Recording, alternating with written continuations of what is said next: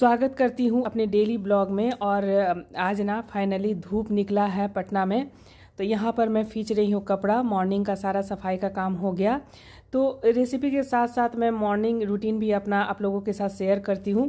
तो यहाँ पर सारा कपड़ा आजकल मैं वॉशिंग मशीन चला रही हूँ, नहीं तो आप लोग देखते होंगे मैं इतना सारा कपड़ा हाथ से ही खींचती थी, लेकिन अब गर्मी आएगा ना तो हाथ से ही खींचूंगी। ठंडा में दिन छोटा करता बहुत काम हो जाते हैं।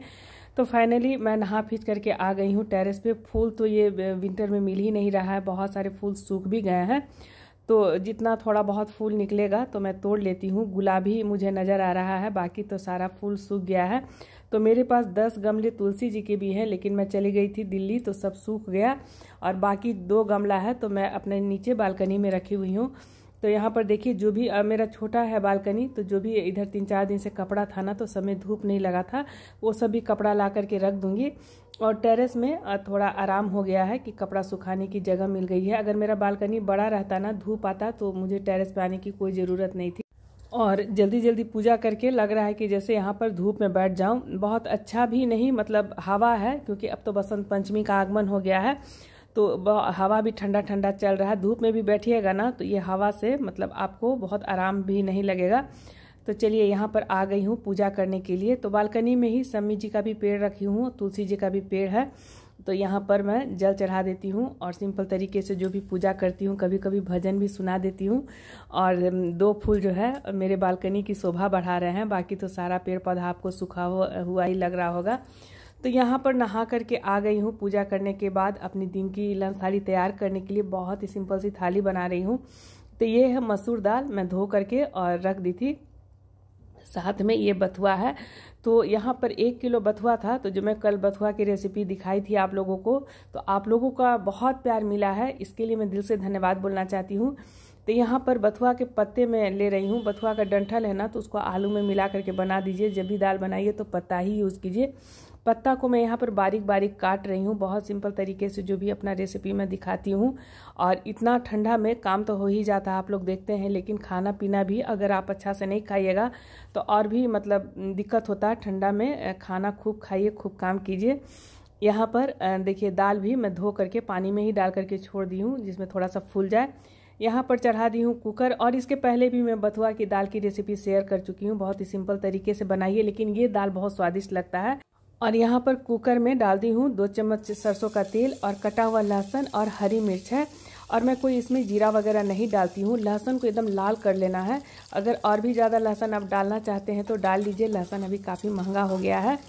तो चलिए, यहाँ पर ये एकदम से मिर्च और लहसुन लाल हो गया। उसके बाद ना धोया हुआ जो दाल है ना मसूर का, उसको डाल देंगे। और कभी कभी मैं अरहर दाल में भी बना लेती हूँ, लेकिन जो स्वाद आपको मसूर दाल में आएगा ना बथुआ का, वो कोई दाल में नहीं आएगा, इसीलिए मसूर दाल में ज़रूर बनाइए। और यहाँ पर दाल को ना एकदम लहसुन वाले तेल के साथ भून लेना है, जब तक कि इसमें से चटकने की नहीं आवाज़ आने लगे, एकदम से भून लेना है। और जब ये दाल अच्छी तरह से भून जाए, उसके बाद काटा हुआ हम बथुआ डाल देंगे। बथुआ को भी 5 मिनट भूनना है। और बहुत सिंपल तरीके से बनते हैं, लेकिन स्वाद बहुत लगता है, और विंटर के समय में बॉडी को भी गर्म रखता है।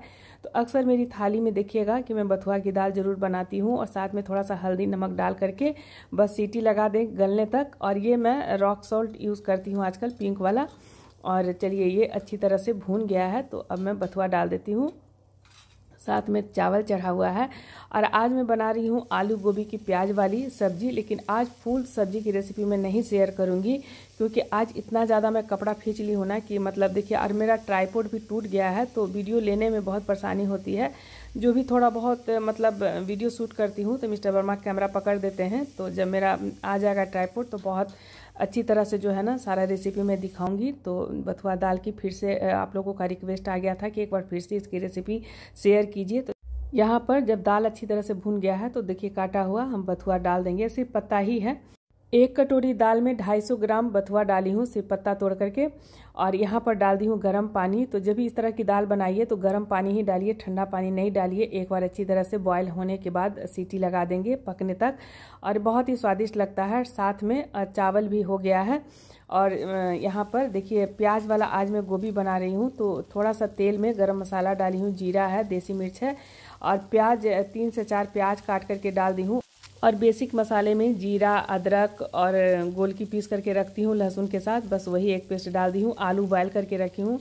और ये ना एकदम प्याज के साथ गोभी को लाल कर लीजिए तभी मसाला डालिए, तो अच्छा लगता है ये भी सब्ज़ी। तो आज भुना हुआ सब्जी है, आलू गोभी मटर भी डालूंगी इसमें।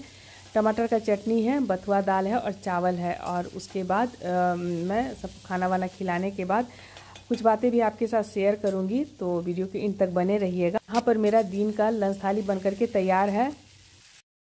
और अब हो गया है शाम, तो सांझ बत्ती सब देने के बाद अब जा रही हूँ चाय बनाने के लिए। तो ये देखिए इतना सारा कोलैबोरेशन भी है, तो ओजोन का भी कोलैबोरेशन कर रही हूँ। बहुत सारे कमेंट्स आ जाते हैं कि ना बाल झाड़ती है ना ये लगाती है, तो देखिए फिर भी पता नहीं मुझे इतना सारा कोलैबोरेशन आता है, बड़े बड़े ब्रांड का भी कोलैबोरेशन करती हूँ। तो मुझे 28 तारीख तक ये कंप्लीट करके देना है। तो इसमें गोल्ड किट है पूरा, और एक आने वाला है। तो बहुत सारा मतलब ये 26 जनवरी का ही से पहले मुझे कर करके देना है। 2 और प्रोडक्ट है। तो चलिए ये सब तो मतलब चलता रहता है। और सुबह में जैसे विंटर है ना, तो विंटर में बथुआ दाल ये सब अच्छा लगता है, तो अक्सर हम थाली में बना ही देते हैं। सॉरी, इधर मिसा वर्मा भी है, बैठे हुए हैं, टीवी देख रहे हैं। बोलना है कुछ? नमस्ते बोलिए। नमस्ते बोल देते, नमस्ते। तो अब खाना वाना जो है तो अपने मतलब कुछ कुछ जो है ना एक्टिविटी अब कर लेते हैं। जैसे सुबह में हम घर का काम कर लेते हैं, तो पानी गर्म करके जग वगैरह में भर देते हैं, हेल्प कर देते हैं। आज भी बोल रहे थे कि लाओ जो सब्जी उब्जी काटना है तो हम काट देते हैं, लेकिन हम ही मना किए कि मतलब देखिए अभी तो वीकनेस है, इतना मेजर सर्जरी हुआ है। और कल एक क्लिप भी लगा दिए थे मेरे जेठ के साथ बातचीत का, तो मेरे मझले वाले जेठ हैं तो वो भी आने वाले हैं, और एक जेठ और आने वाले हैं 7 तारीख को। तो बहुत अच्छा लगेगा। आप लोगों को बहुत सारे कमेंट्स आता है कि ससुराल परिवार का। तो देखिए मतलब एक मैं क्लिप दिखाई थी जब मिस्टर वर्मा का तबीयत खराब था, कि मेरी छोटी वाली ननद आई थी, तो उनका प्रोग्राम वगैरह चलता रहता है। और इधर 10 दिन से क्या हुआ ना कि प्रोग्राम दे करके आई हैं और अचानक से गिर गई हैं, तो अभी बिस्तर पे ही हैं वो, और नहीं ठीक होगा तो शायद दिल्ली उनको ले जाया जाएगा दिखाने के लिए। तो समय कब किसके साथ क्या करता है कोई नहीं जानता है। तो देखिए वीडियो के माध्यम से तो नहीं कुछ मतलब दिखाती हूँ, लेकिन उसके चलते थोड़ा सा भाई भी हैं, टेंशन में रहते हैं। और मतलब ऐसा हालत है कि ना वो अपना मतलब जो भी तकलीफ है शरीर का बता पाती है, ना ये पूछ पाते हैं, इमोशनल हो जाते हैं। तो मझले वाले जेठ वही कल बोल रहे थे कि कुछ भी है तो हम लोग भाई हैं, तो अगर नहीं ठीक होगा तो हम लोग दिल्ली ले जाएंगे दिखाने के लिए। और दिल्ली मतलब देखिए हम लोग भी पटना में इलाज करवाए, लेकिन दिल्ली का बात अलग है। तो उसी बात पे डिस्कस हो रहा था, तो देखिए आगे क्या होता है। और साथ में मतलब शादी भी है, और मेरे देवर का बेटे का भी शादी है, तो उसकी भी मतलब अच्छा लग रहा है कि चलिए जीवन में मतलब टेंशन भी आता है, लेकिन शादी ब्याह का माहौल जब हो जाता है ना तो आधा टेंशन दूर हो जाता है। तो अब देखिए रात में अब ये लोग जो भी डिनर करेंगे तो मैं बना दूंगी, और कल एक अच्छा रेसिपी मैं जरूर दिखाऊंगी। और बहुत सारे आप लोगों को, प्रीति श्रीवास्तव जी आप कहाँ से हैं जरूर बताइएगा, आपका भी कमेंट्स आता है, लेकिन थोड़ा सा रिप्लाई नहीं कर पाती हूँ। और ठंडा के समय ना कब काम करते करते समय निकल जाता है तो पता नहीं चलता है। और मेरा तो मतलब देखिए ब्लॉगिंग तो मेरा एक तरह से जॉब है, तो वो तो मैं जरूर मतलब इतना काम के बावजूद भी आपके साथ शेयर करती हूँ। और मेरा मतलब यही मकसद रहता है कि नहीं जो भी ट्रेडिशनल जो रेसिपी है ना तो वो जरूर दिखाऊं। और कल वाले बथुआ और ये मसूर दाल की जो मैं सब्जी दिखाई थी उसमें आप लोगों का बहुत प्यार मिला। और एक मैं दिखाई थी पालक के साथ, ये पालक था नहीं बथुआ ही था, बथुआ बेसन का सब्जी, उसमें भी आप लोगों का बहुत प्यार मिला। और एक भी और भी मैं कल की अगर मुझे टाइम मिलता है तो कल वो रेसिपी शेयर कर दूंगी। कहीं भी यूट्यूब में वो रेसिपी नहीं मिलेगा, कोई नया रेसिपी नहीं है, सब पुराना ट्रेडिशनल रेसिपी है जो दादी नानी लोग बनाया करती थी, तो वो रेसिपी मैं जरूर शेयर करूंगी। और इसी के साथ मेरा चाय भी बन गया है, तो अब जा रही हूँ चाय पीने के लिए। और अच्छा लगता है आप लोगों का इतना प्यार भरा कमेंट्स आता है, आप लोग मुझे काफी मोटिवेट करते हैं। और एक ब्लॉग के माध्यम से और बोलूंगी कि मैं बांका नहीं भागलपुर में, चाचा जी कहाँ रहते हैं? भागलपुर में, तो वो भी मेरा ब्लॉग देखते हैं।